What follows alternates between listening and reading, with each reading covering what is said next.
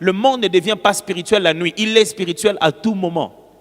Les gens viennent spirituellement au travail. Ils te saluent spirituellement. Les gens préparent spirituellement des conversations et des paroles. Mon frère, dans ce monde dans lequel nous sommes, si tu ne vis que quand tu parles et quand tu entres dans ta chambre, si tu ne pries que quand le moment où tu as allumé la musique et tu es à genoux, tu ne pourras pas vivre. Ce monde est spirituel. Il y a des expériences spirituelles que vous passez quand vous-même. Les gens ne comprennent pas ce qui se passe en ce moment-là.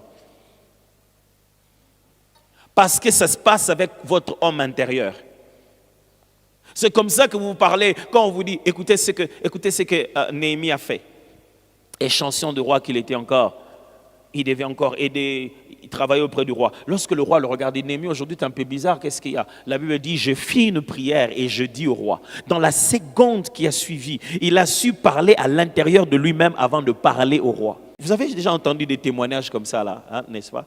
Où quelqu'un dit non, j'étais dans la sorcellerie et pour déranger notre maman, qu'est-ce qu'on faisait? Chaque fois qu'elle venait à l'église, on cassait une assiette. Comme ça, quand elle est énervée, elle va perdre toutes les bénédictions qu'elle avait eues. Sachez-le bien, le combat spirituel se vit avec des stratégies physiques. Et elle sait comment perturber ton âme pour t'empêcher de percevoir ce qu'il y a dans ton esprit. Il y a des gens qui font des réunions, après avoir fait la réunion la nuit, c'est pour venir le jour te déstabiliser. Et si toi tu penses qu'il faudra encore dormir pour que tu prennes conscience du combat spirituel, tu as tout faux. C'est pendant la réunion, pendant qu'on lui a donné la parole, lui il parle encore, en ce moment-là, toi tu parles au-dedans de toi. Atoms, ouvre ton oreille, écoute Dieu. Ne laisse pas ton cœur être affecté par ce gars. Ce monsieur, il a des phrases dont le but, tu connais ses intentions. Tout ce qu'il veut de toi, c'est juste te blesser. Je ne me laisserai pas blesser par quelqu'un qui ne connaît pas ma destinée. Tu l'entends presque pas. Quand il a fini, il dit merci, merci beaucoup, honorable, merci beaucoup. Donc ce que je disais, vraiment merci pour ces appréciations et merci pour ces erreurs, nous allons nous améliorer. On trouve que tu es toujours insaisissable, rien n'était fait mal. Pourquoi ça ne l'a pas atteint? Parce que pendant que toi tu faisais ça, moi aussi je faisais autre chose. Vous pensez que quand vous venez dans des bureaux et c'est rempli d'occultistes, ils font ça quand, l'ère occultisme? Quand ils sont venus en disant, ils se sont préparés pour vous dominer, ils vont vous dominer quand? Là, dans la réunion. Au moment où vous parlez, lui, il parle. Il fait aussi autre chose. Il parle aussi dans son esprit. Il fait aussi une activité spirituelle. Il n'y a que toi qui, quand tu es là devant, tu laisses passer tes pensées comme tu veux. Quand quelqu'un dit quelque chose, vraiment, monsieur, vraiment, j'ai vu ta présentation, mais il y a beaucoup d'erreurs. Toi, tu commences à imaginer déjà que on va te licencier. Et comment tu parles à Dieu? Seigneur, Seigneur, pas ça, Seigneur. Seigneur, pas ça. Qu'est-ce qu'il y a? Tu vois quoi? Tu n'es qu'en train de visualiser ta décadence. Si tu n'es qu'en train de voir comment tu t'en vas tomber, tu es en train de planifier ça. Quelquefois, mes frères, ça ne dépend que de nous, de te fortifier. Pendant ces 40 jours, choisis des jours, choisis des heures. Tu ne parles ni de ton père, ni de ta mère, ni de ta santé, ni de quoi que ce soit, ni à qui que ce soit. Tu ne parles qu'à toi-même. Quelle est la dernière fois que tu as fait ce genre de prière? Où tu prends un texte biblique et tu fais les 100 pas en lisant cela. La Bible dit, oh, si je n'étais pas sûr de voir la bonté de l'Éternel sur la terre des vivants. Oh, si je n'étais pas sûr de voir la bonté de l'Éternel sur la terre des vivants. Atoms, sois rassuré que tu ne passeras pas comme ça. C'est sur la terre des vivants que tu verras la bonté de l'Éternel. Ce ne sont pas les morts qui glorifient Dieu, ce sont les vivants. Dieu est le Dieu des vivants. Atoms, tu n'iras pas au tombeau sans avoir vu les bontés de Dieu. Écoute-moi, Atoms, les situations ne vont pas t'empêcher de voir les bontés de l'Éternel. Je suis appelé à vivre les bontés de l'Éternel. J'ai été programmé pour vivre les bontés de l'Éternel. Vous, mes adversaires, quittez mon chemin. J'ai été programmé pour vivre les bontés de l'Éternel. Écoutez-moi bien, quand vous priez devant la présence de Dieu, tout le monde est là. Je vous explique. Ça signifie ceci. Quand tu pries seul dans ta chambre, même tes ennemis sont là. Tu peux leur parler là-bas. Là-bas, dans la présence de Dieu. Pourquoi tu chasses les démons quand tu pries seul? Tu chasses les démons qui sont en train de déranger tes affaires au bureau. Toi, tu es en retraite à la montagne. Comment tu fais ça? Je prie maintenant pour tous mes problèmes au bureau, au nom de Jésus. Toi, tu es au bureau. Pourquoi? Parce que quand tu es dans la présence de Dieu, il n'y a pas de notion d'espace. C'est pour cette raison quand Jésus dit au monsieur, il dit va. À la femme, au monsieur, il dit va, ton enfant est guéri. Ok. Il part, il arrive, première question qu'il pose aux gens, il dit, à quelle heure l'enfant était guéri? Quand on l'a dit à quelle heure, il a reconnu que c'était exactement au moment où Jésus a parlé. Là où Jésus était, quand il a parlé, là où l'enfant était automatiquement guéri.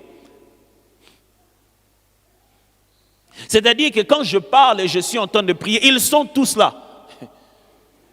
Je peux m'arrêter et me mettre à parler à eux. Et ça, c'est quand je suis en train de fortifier mon esprit. Je prie vraiment que vous appreniez l'art de la prière, que vous commencez à prier autrement. Pasteur, hier, quand j'étais assis ici en train de prier, et le Seigneur me parlait de quelque chose, et que je pense vraiment que c'est quelque chose que le Seigneur aimerait que je renforce dans votre esprit. J'avais une vision et je voyais que vous faisiez passer les gens pour témoigner à la fin des 40 jours. Les gens étaient en train de faire des témoignages, vous récoltiez des témoignages, les gens passaient et ils faisaient des témoignages, les gens témoignaient à tour de rôle. Le Seigneur dit, ça c'est sa volonté. Il voudrait qu'à la fin de ces 40 jours, vous ouvrez une brèche pour que les gens puissent commencer à passer à faire des témoignages. Parce que vous allez être très étonnés des témoignages que les gens vont donner ici. Psaume 27. Je vais rapidement relire ça et je vais m'arrêter au dernier verset. De David, l'Éternel est ma lumière et mon salut. De qui aurais-je crainte? L'Éternel est le soutien de ma vie. De qui aurais-je peur? Plein de confiance. Je demande à l'Éternel une chose que je désire ardemment. Je voudrais habiter toute ma vie dans la maison de l'Éternel pour contempler la magnificence de l'Éternel et pour admirer son temple. Car il me protégera dans son tabernacle au jour du malheur. Il me cachera sous l'abri de sa tente et m'élèvera sur un rocher. Et déjà, ma tête s'élève sur mes ennemis qui m'entourent. J'offrirai des sacrifices dans sa tente au son de la trompette. Je chanterai, je célébrerai l'Éternel. Éternel, écoute ma voix. Je t'invoque, aie pitié de moi et exauce-moi. Mon cœur dit de ta part, cherche ma face. Je te cherche. Je cherche ta face, ô Éternel. Ne me cache point ta face. Ne repousse pas avec colère ton serviteur. Tu es mon secours. Ne me laisse pas, ne m'abandonne pas, Dieu de mon salut. Car mon père et ma mère m'abandonnent. Mais l'Éternel me recueillera. L'Éternel, Éternel, enseigne-moi ta voie. Conduis-moi dans les sentiers de la droiture à cause de mes ennemis. Ne me livre pas au bon plaisir de mes adversaires, car ils s'élèvent contre moi des faux témoins et des gens qui respirent que la violence. Oh, si je n'avais pas su, si je n'étais pas sûr de voir la bonté de l'Éternel sur la terre des vivants. Espère en l'Éternel, fortifie-toi et que ton cœur s'affermisse. Espère en l'Éternel.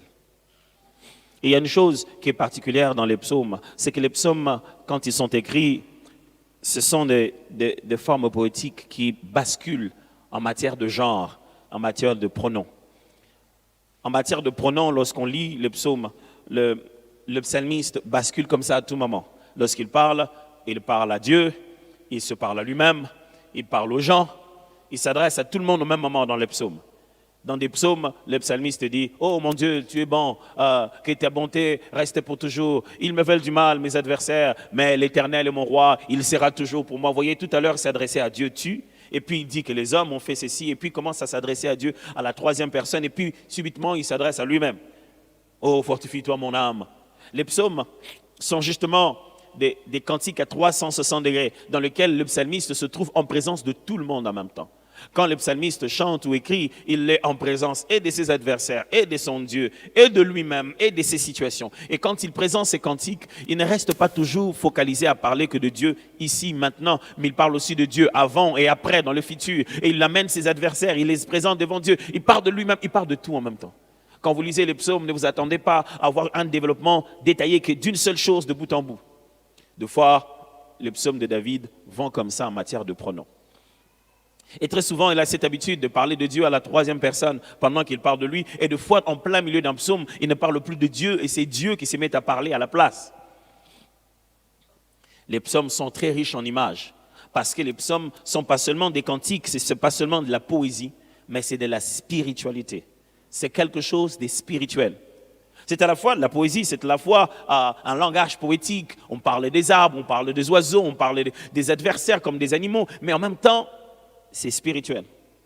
Lorsque quelqu'un entend le psaume de David, il entend « Oh, laisse pas ton serviteur, tu ne laisseras pas ton serviteur connaître la corruption et que son corps, tu ne laisseras pas son corps pourrir. » Quelqu'un entend ça, il s'est dit, David parle peut-être au langage figuré en se disant « L'Éternel ne laissera pas abandonner ». Mais quand Jésus vient utiliser ce texte-là de manière littérale pour dire qu'il ne laissera pas en réalité Jésus mourir, quand la Bible commence à démontrer après par les apôtres que ces textes avaient trait à Christ, qu'il ne laissera pas pourrir, dépasser les jours et qu'il le ressusciterait au troisième jour, on commence à se rendre compte que les psaumes ont une dimension prophétique.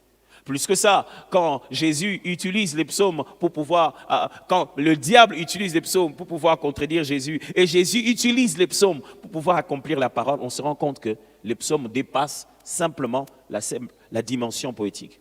Si le diable dit à Jésus, il est écrit, saute d'ici, parce qu'il est écrit, il enverra ses anges, il ne permettra pas que ton pied ne heurte la terre. Ça, c'est David qui a dit ça. Il n'avait pas dit que j'ai dit ça de Jésus.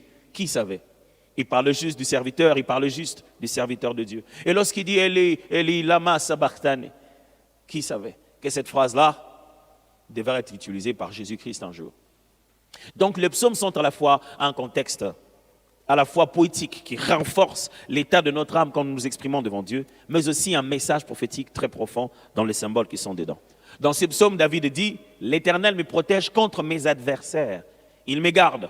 Mais au bout de ce psaume, après qu'il ait parlé de ce que l'Éternel peut faire pour lui, après qu'il ait parlé du fait que les ennemis ne pourront rien contre lui, il se tourne vers lui-même.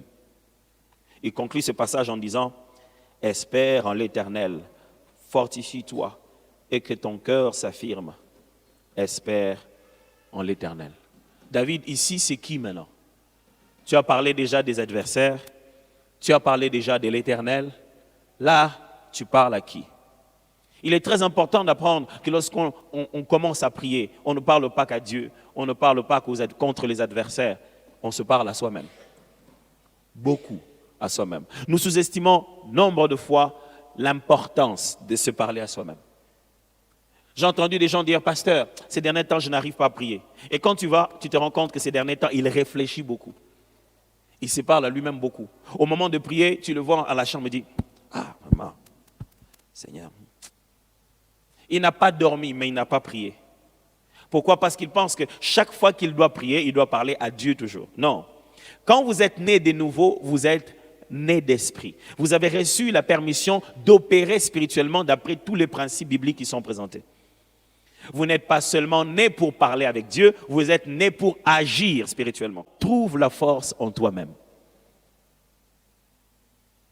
Parle à toi-même. Fortifie-toi. Et ici il dit, espère en l'Éternel, fortifie-toi, et que ton cœur s'affermisse, espère en l'Éternel. David, tu parles à qui? Je parle à moi-même. Des fois, quand on parle à soi-même, on parle comme si on parlait à quelqu'un d'autre. Et Paul était fort en ça. Il dit, je m'impose à moi-même toutes sortes de disciplines, afin qu'après avoir couru, je ne puisse pas, après avoir amené plusieurs, je puisse moi-même manquer ma récompense. Il dit, je impose à moi. Il parle de lui-même comme s'il était deux. Il dit, je impose à moi. Parce que mes frères et sœurs, lorsqu'on veut vivre spirituellement avec Dieu et apprendre l'art de la prière, il est important de faire la différence entre je et moi. Paul appelait ça, il dit, je désire des choses. Il y a à l'intérieur de moi une loi qui ratifie mon entendement, mais ce que je veux faire, je n'arrive pas à le faire. Il y a cette dualité, il y a ce combat. Je vous assure, quand vous voulez prier, votre corps ne veut pas prier. Quand vous avez déjà jeûné, on est au 20e jour, il y a un moment, le corps vous dit, écoute, tu n'es qu'un être humain, même Dieu sait, repose-toi. Repose-toi. Pour aujourd'hui, quand même, il a plu, non? Tu as quand même beaucoup prié. Aujourd'hui, repose-toi. Si tu n'atteins pas ces limites, c'est que tu n'es pas en train de grandir. À un moment, le corps te fera ça. À un moment, la chair te fera ça. À ce moment-là précis, tu ne parles ni à Dieu, ni aux démons. Parle-toi à toi-même. Quelquefois, durant toute la journée, tu n'as qu'une prière à faire vers toi-même. Dis-toi, Fortifie-toi, Atoms. Tu es au 20e jour, ça va aller. Fortifie-toi. Atoms, Dieu sait ce que tu es en train de faire. Avance. Atoms, fortifie-toi. Dieu, quand il a commencé à créer l'univers, il n'a eu besoin d'aucun encouragement. Il s'encourageait lui-même. La Bible dit, Dieu trouva que cela était bon. Il eut un soir, il eut un matin. Si tu ne sais pas fortifier ton esprit, tu ne sais pas avancer par toi-même. Ne prends pas force dans ton esprit que par l'encouragement des gens. Parce qu'ils risqueront aussi de te détruire par leur découragement. Si tu n'avances que parce qu'on t'a acclamé, les jours où on arrête de t'acclamer, tu n'avanceras pas. Avez-vous déjà joué un match de football? Bon, non, pas tout le monde. Parce que je sais que quand on dit le mot football dans certains foyers, c'est le moment où il y a le plus grand combat entre papa et maman. Et que la télécommande disparaît. Ce que je voulais prendre comme exemple dans un match de football, c'est que dans un match de football, il y a deux camps. Et le mal dans ce camp, c'est que quand il y a mi-temps, comme on dit, quand il y a un moment de pause, les supporters ne changent pas de camp. Ils restent toujours là où ils étaient. Mais les joueurs changent de camp. C'est-à-dire, quand on a commencé le match, j'étais de ce côté, les gens de notre camp étaient de notre côté. Et ils acclamaient, wow, ils nous encourageaient. Maintenant, quand je vais dans l'autre camp, les gens qui m'encouragent sont restés là-bas. Maintenant, quand je viens pour protéger notre terrain, notre coin, ce sont les adversaires qui commencent à huer. Ils commencent à m'embrouiller. Dans la vie, c'est comme ça que l'on vit. Il y a un moment où, quand tu veux marquer, il n'y a que les adversaires qui essaient de t'embrouiller. L'une des raisons pour lesquelles, lorsque le joueur marque, il pousse un grand cri de triomphe, c'est pour dire à leur adversaire, ça n'a pas marché. J'ai réussi à le faire. Avez-vous déjà vu comment ils jouent à des tirs au but? Ils se préparent à jouer. Le gardien est là. Mais tous ceux qui sont derrière sont en train de lui faire des signes, en train de le distraire pour qu'il ne marque pas. Des fois, on lui jette des papiers. Il est concentré que lui et le ballon. Il ne recevra aucun encouragement. Même le gardien s'agite, il fait des trucs. Il n'y a que lui, le ballon. Et il sait que si je rate, ça va rester sur l'Internet pendant longtemps. Il n'y a que lui et le ballon. Quelquefois dans la vie, mes frères, il n'y a que nous et le ballon. Et si tu ne te fortifies pas toi-même, tu risques de condamner les autres. Tu ne peux pas condamner les autres de t'avoir insulté, d'avoir colporté, d'avoir parlé sur toi. Jamais. Tu ne peux pas condamner les gens d'être mauvais. Ils sont déjà mauvais. Même Dieu a dit dans Genèse, le cœur de l'homme ne tournait que dans le mal. Je me suis rendu compte que l'homme n'est que mauvais. Ce n'est pas aujourd'hui que les gens sont mauvais. Ce n'est pas au Katanga que les gens sont mauvais. Les gens sont juste mauvais. Quelle que soit leur race, blanc, noir, je ne sais pas moi, jaune, les gens sont mauvais. Mais toi, marque le but. Ils sortiront de ces terrains-là en étant toujours de l'autre camp. Les matchs seront terminés, ils vont continuer à supporter leur équipe. Mais toi, marque le but. Ils ne vont pas t'acclamer, dire « tu nous as marqué le but, voilà, félicitations ». C'est lui qui attend les encouragements de ses adversaires, ne pourra jamais gagner la bataille. L'adversaire n'est pas là pour t'encourager. Toi, fortifie-toi. Et même le corps, même ta chair devient un moment ton adversaire. Et il n'est même pas là pour t'encourager. Au moment où il te dit, bon, écoute, dors maintenant, comme ça tu vas te réveiller la nuit et tu vas prier. Et tu fais la fameuse prière religieuse là, Saint-Esprit, toi-même réveille-moi la nuit. Comme ça, si je ne me réveille pas la nuit, c'est ta faute. Et comme tu ne t'es pas réveillé la nuit, c'est dit, le Saint-Esprit ne m'a pas réveillé la nuit. Oh, par contre, quand tu sens que tu es sur le point de dormir, dis, ok, je préfère finir ma prière maintenant et aller dormir une bonne fois pour toutes. En ce moment-là, tu ne pries pas seulement vers Dieu. Tu bâtis et tu fortifies ton corps. À ce moment-là, tu passes tout ton temps à te parler à toi-même d'abord. Atoms, ne laisse pas le sommeil de ton corps accéder au sommeil de ton esprit. Atoms, ne te laisse pas prendre dans la distraction. Mon corps, tu vis pour l'éternel. Tout en moi béni. Vous savez pourquoi le psalmiste a dit, mon âme bénit l'éternel et tout ce qui est en moi glorifie son saint nom. Quand on dit tout ce qui est en moi, vous pensez qu'il parle de quoi? Et dit, et tout ce qui est en moi glorifie ton saint nom. Il y a des moments où il faut prendre tout ce qui est en toi pour que ça glorifie le nom de l'Éternel. N'oubliez pas que je suis venu ici rien que pour vous apprendre l'art de la prière. Et quelquefois, dans l'art de la prière, on ne parle ni à Dieu, ni à qui que ce soit. On va mieux développer cela ce soir. On ne se parle qu'à soi-même. C'est une véritable folie, oui, mais c'est comme ça. On ne se parle qu'à soi-même. Tu passes du temps à te parler à toi-même. Ah Tom, laisse la distraction. Ah Tom, pourquoi tu es blessé quand les gens parlent? Ça n'a rien, mets ça de côté. Parce que des fois dans la vie, on sait des choses, mais on ne les fait pas. Parce qu'on les laisse au niveau de notre savoir, on ne l'amène pas au niveau de notre esprit. Combien de fois vous êtes retrouvé, vous avez réagi que quand vous avez déjà commis l'erreur? Vous saviez ce qu'il fallait faire, mais vous ne l'aviez pas fait. Parce que quand le problème, quand les situations difficiles sont arrivées, ça déstabilisait votre homme intérieur. Écoutez-moi, quand l'adversaire vient avec pression, ce sont seulement les choses qui sont dans ton esprit qui vont être capables de réagir. Pas ce qu'il y a dans ton cerveau. Je vais répéter ça. Quand tu es dans un combat spirituel, ce n'est pas ton savoir seulement qui réagit. C'est plutôt ta nature spirituelle. C'est que tu es devenu en esprit qui réagit. C'est pour cette raison que quand il y a un songe bizarre la nuit, tu te vois être en train de te faire tabasser, tu cries, tu n'arrives pas. Est-ce que tu ne sais pas que tu es enfant de Dieu? Parce que à ton intérieur, c'est comme ça que tu t'es affaibli. Est-ce que je suis en train d'aider quelqu'un à la chose que j'explique ici? Et apprenez donc à bâtir votre homme intérieur.